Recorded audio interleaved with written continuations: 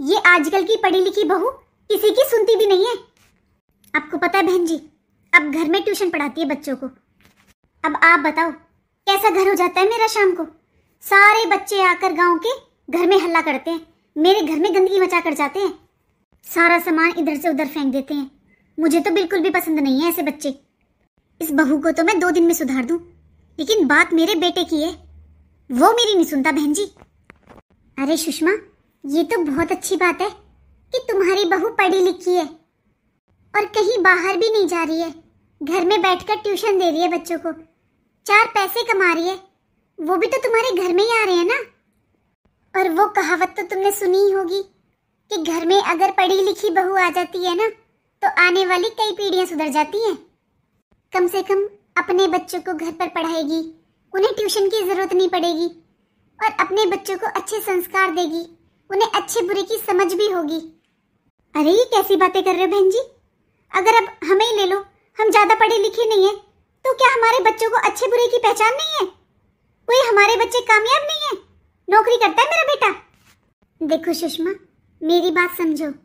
अरे हमें तो उम्र के तकाजे के साथ अकल आई है, लेकिन आजकल के बच्चे पढ़ाई लिखाई के साथ साथ हर चीज में आगे होते हैं।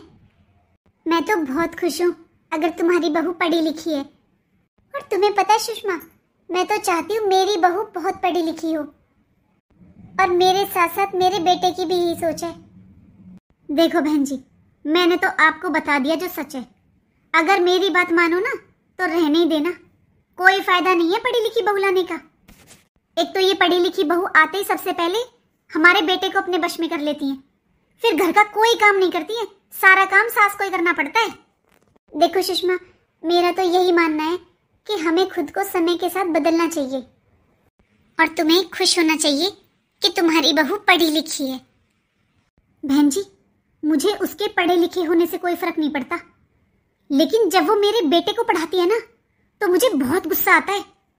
हर टाइम मेरा बेटा बस अपनी बीवी के नाम की माला जपता रहता है। मैंने इतनी बार बोला है कि अपने इन ट्यूशन वाले बच्चों को लेकर छत पर चली जाया कर, वहां बैठकर पढ़ा लिया कर, लेकिन नहीं, मेरी बहू से पहले मेरा बेटा बोलता है कि नहीं मम्मी, बाहर बहुत गर्मी है, अब सर्दी है। अभी आपके बेटे की शादी नहीं हुई है बहन जी, इसलिए आपको नहीं पता। अरे जब बेटा अपनी बीवी के गुण गाता है ना तो कितना बुरा लगता है माँ को। लेकिन अगर मैंने अपने बेटे को अपने वश में नहीं किया ना तो मेरा नाम भी सुषमा नहीं।